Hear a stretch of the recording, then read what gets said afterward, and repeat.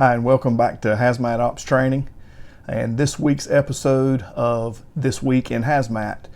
This is for the week of September the 6th, 2021. Today is September the 11th, 2021, and we want to dedicate this episode to the memories of all of those who lost their lives during the attacks of September the 11th, 2001, both civilian and responder community. There were a number of lives lost, a number of families that were affected and will be affected for generations to come. So let's challenge ourselves as responders to be the best responders that we can be, to honor the memory of all of these heroes. Again, welcome back to This Week in HazMat. Again, we want to remind you that this show, if you will, is designed to keep our operations level responders current on the things that are going on around the country in the HazMat community, which may benefit you in increasing the quality of your protocols, the quality of your training programs, and also we want to talk about things that we can do for pre-planning and that kind of thing, again, to help us to look around our communities, see what's around us, and how some of the case studies that we have here on the show can affect the way that we respond in our own local communities. I want to remind you that we will never critique another response agency's response to a specific incident.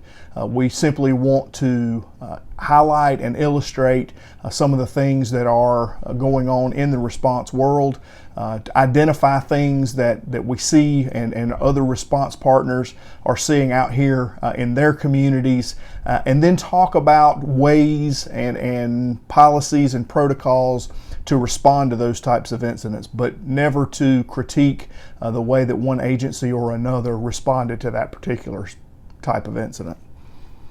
You may have found us from our Facebook group. You may have found us through the search on YouTube. Any way you found us, welcome. We would remind you to subscribe to the channel. It's right there in the corner. There's a little subscribe icon. If you don't see that, just scroll up a little bit right below the screen. You'll see the big red button. And we want to invite you to our Facebook group as well, also named HazMat Ops Training. So let us know what you like, let us know what you don't like, provide feedback in the comment section here, let us know on Facebook. Thank you for being with us. Let's get to it. Our topic for today is going to be suspicious package response. In the months following the 9/11 attacks, many agencies around the country and around the world, for that matter, responded to a number of suspicious packages. There were legitimate attacks and legitimate packages that were mailed to different places around the country, some to government entities, some to elected officials, a number of different things. And several of those were legitimate attacks, if you will, or legitimate deliveries intended to inflict harm with different agents, one of them being anthrax and several others. The vast majority, of course, are hoaxes or just intended to scare people, which quite frankly often works. The intent is to scare, and it certainly does work whether there's a harmful agent or not.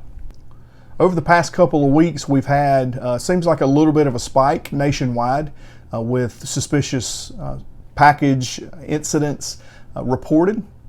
So it's a good time to kind of refresh and look at some things that are, again, those best practices and lessons learned from years past for these responses. First, it's very important to understand that there are a number of suspicious package incidents that you may be dispatched to. And again, as ops level responders, which is the intended audience for the channel here, there's not a lot that we can do from an offensive standpoint when responding to these suspicious package incidents.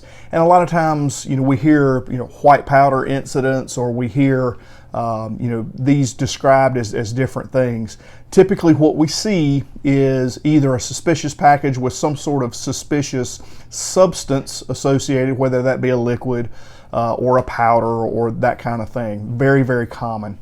Also, we see explosive type incidents. It's important to remember that these are to be handled very, very differently, and always make sure that we are referencing our material, both in our policies, but also things like the Emergency Response Guidebook. There's some really good guidance. It's basic. Remember that, it's basic, but it is good guidance for these types of responses, specifically intended for ops level responders.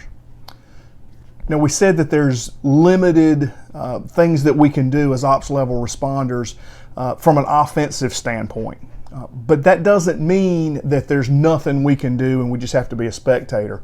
There's certainly things, and again, referencing our Emergency Response Guidebook is an excellent way, because it's going to kind of drive us toward the evacuation piece. It's going to drive us toward isolation of the incident, and it's going to give us those good reminders and those good benchmarks for keeping people away from the problem. If people are not already a part of the problem, keeping them away, minimizing the exposure is extremely important.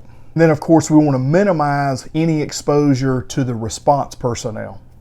In a lot of situations, we arrive and there's some sort of package. There's some sort of something that's been mailed, or it's came from a shipping company, a FedEx or a UPS or something like that, and it just doesn't look right.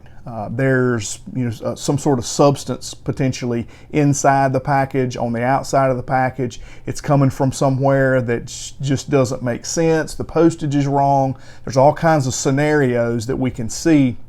Again, an explosive type package, typically we see things differently there, but again, for this episode we want to concentrate on those suspicious substance type of responses. But again, oftentimes when we arrive, we find that any number of people have handled this package. Sometimes you'll find that they recognize very quickly that there's a problem. They isolate, they use some good common sense and they isolate that package. And there is a fairly minimal exposure to whatever the material may be. Other times, though, we arrive and we may have a dozen people exposed because they've passed it around. Curiosity's gotten the best of them, and everybody wants to see what it is. Well, first thing you know, you've got one or two people that are symptomatic, then you've got 5 or 6, then you've got a dozen. And a lot of times it's kind of psychosomatic. One person gets sick, so naturally everybody else thinks that they need to be sick too. A lot of times these are not necessarily legitimate, or again, they're kind of psychosomatic responses. So you can end up with a situation that's spun up really quickly for a whole lot of nothing. Now, that's not to say that every single one of these that we'll respond to are hoaxes. Every single one we'll respond to is just a bunch of baloney. They potentially can be legitimate, certainly. And we want to handle each one of these responses as if it were legitimate. Any exposure should be handled as if it is a legitimate exposure to potentially a hazardous material, or even potentially a chemical warfare agent. Again, that's where isolation of the scene is extremely important, but also a big part of this is decontamination.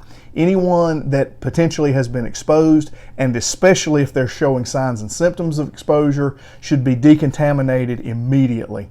Remember, 90% of contamination can be removed simply by removing contaminated clothing. So we can oftentimes coach a person, a victim, a patient. We can oftentimes coach them into disrobing themselves. We can provide all types of modesty protection, from tarps, from putting them standing between two vehicles. A lot of times that's not terribly hard to do. Sometimes it is, but a lot of times it's not terribly hard to do. So coaching them through removing their clothing without further contaminating themselves, without aerosolizing any material that might be in their clothing, that kind of thing.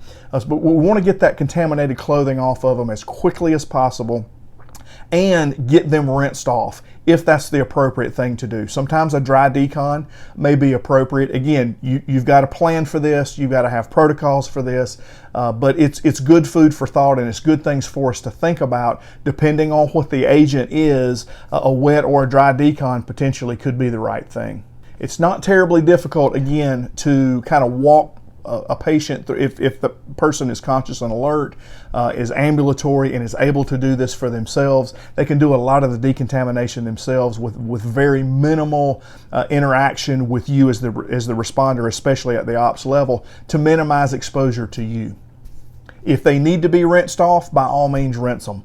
Again, 90% of the contamination can be removed by removing contaminated clothing, and then we can get upwards of 90% of the remainder with a simple flush.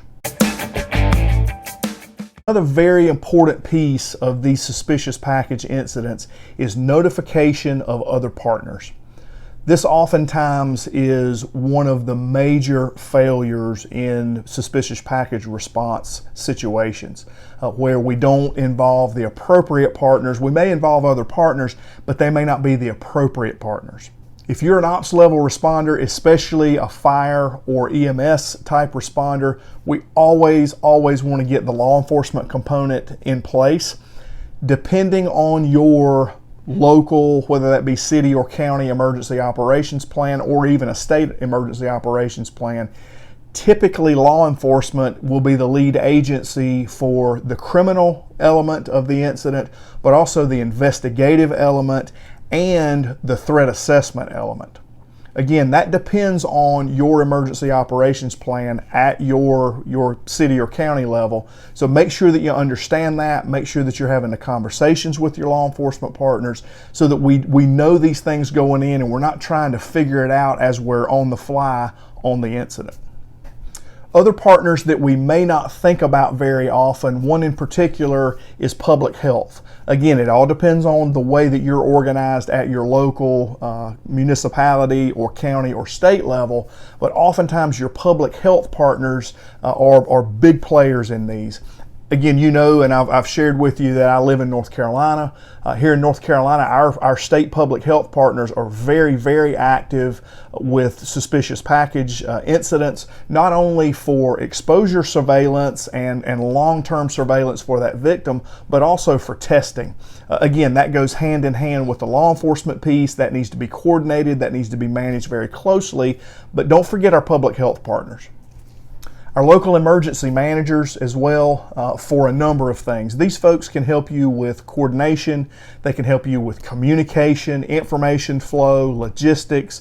There's a number of things that we want to make sure we don't leave our local emergency management coordinators. Again, that could be at the municipal level, the county level, the state level, whatever the case may be. Don't forget those partners. I want to wrap up with a final point about these incidents, and that is that they can become very complex very quickly. Again, making sure that we have the right people in the loop, make sure that we're approaching these incidents from the appropriate manner and in the appropriate posture is paramount. A lot of times due to political sensitivities, due to the location where the package was delivered to, especially if it's a governmental agency, a courthouse, if it's targeted to one specific individual like an elected official, those kinds of things, these can get really spun up really fast. They can get extremely frustrating because of the different partners. There's one big piece of this that we need to also keep in mind, and that is the incident command system. It is very important to make sure that we manage this type of an incident with the incident command system, just like any other incident that we're going to respond to, but especially because there will be so many players, it's important to identify who are those unified command players, who are the stakeholders, and that's where the ICS system can be very valuable. But again, it's very easy to get frustrated with the dynamics and the fast-moving pace of an incident like this, or the slow-moving pace. Sometimes it ramps up very quickly, then it kind of plateaus and it just sits there for hours and hours waiting on someone to make a decision because decision-making gets stalled. Again, getting the right players in the loop, using the right format like the ICS system can help us to avoid those types of frustrations. But again, pre-planning, making sure that we understand our policies, we've exercised our policies, and we know the right players before these incidents happen is extremely important for being able to manage these situations efficiently and appropriately by the numbers.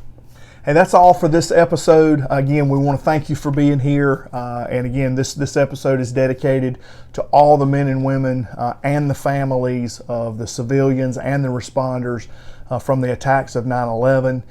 Keep those people in your thoughts and prayers forever, not just today, not just on the anniversary of those attacks, but forever. We never should forget. Sometimes we use that term and we use that as almost as a cliche, and it's gotten watered down over the years, but we should never ever forget the impact, especially for those families as we move through the years. That's all for this week in HazMat, and we want to remind you to subscribe to the channel, join our Facebook group, which is also named HazMat Ops Training, and it was good to see you. We'll see you next time.